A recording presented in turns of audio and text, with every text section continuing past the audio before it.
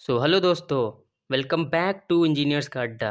तो हम लोगों ने पिछले वीडियो में पढ़ा था ऑक्टल नंबर को हम लोगों ने डेसिमल में, बाइनरी में और हेक्साडेसिमल में कन्वर्ट किया था। उसके पहले हम लोगों ने वैसे ही बाइनरी को अलग अलग नंबर में कन्वर्ट किया था, डेसिमल को अलग अलग नंबर में कन्वर्ट किया था। तो उन तीनों वीडियो का लिंक मैं आपको ऊपर आई बटन में दे दूंगा।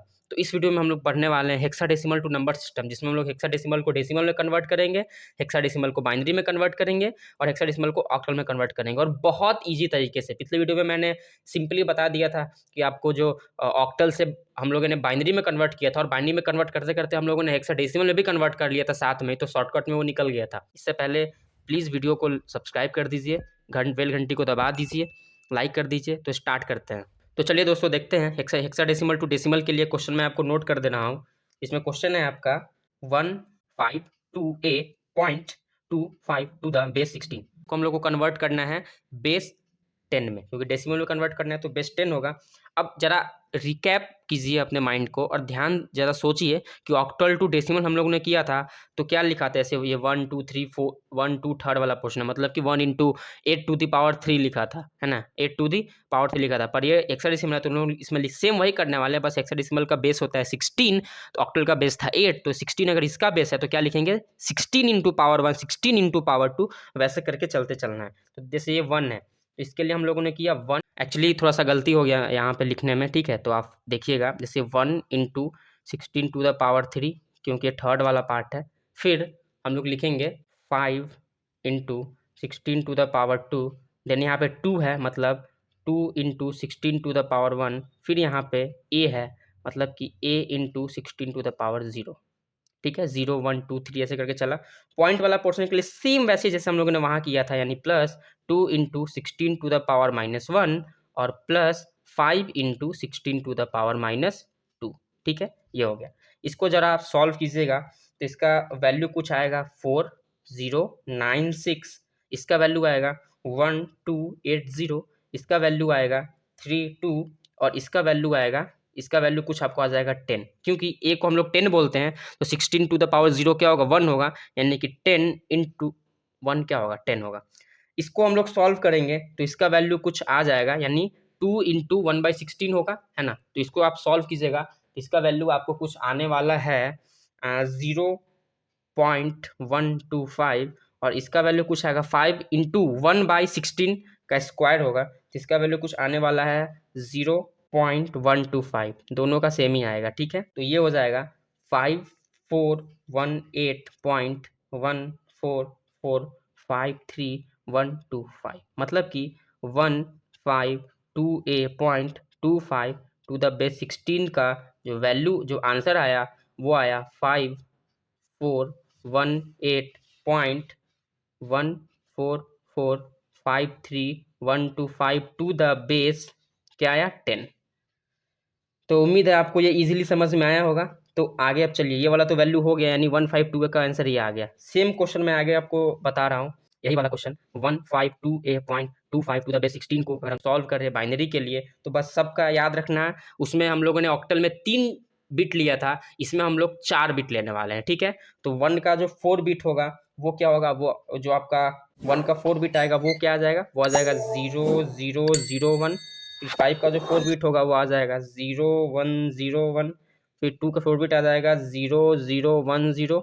वैसे ही 10 का 4 बिट आ जाएगा 1010, मतलब ये a है, ये 2 है, ये 5 है, ये 1 है, ठीक है। और सेम ये पॉइंट वाला का बात करें तो ये 2 और 5, तो 2 का फिर से 4 बिट क्या आ जाएगा 001001, ठीक है। ये आ गया इसका बाइनरी।